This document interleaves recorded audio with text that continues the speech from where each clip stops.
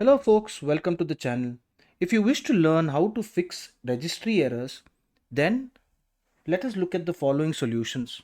So the first solution would be is to run the sfc command in the command prompt. Let's look for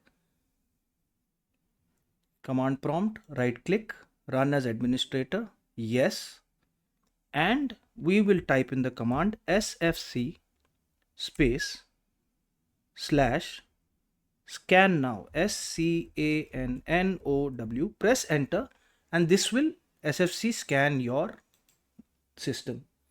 Now if that doesn't work, another solution would be to run the command prompt, run as administrator, yes, and now in the command prompt we will input these commands one by one. Now you'll find these commands below in the description of this video.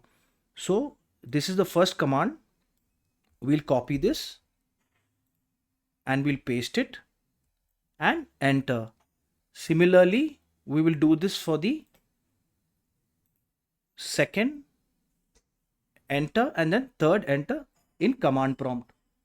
Now if that too doesn't fix the error, then we need to reset the Windows software in the system. That is the last option.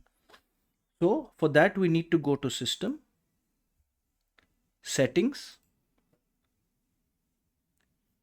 and we need to go to recovery system here,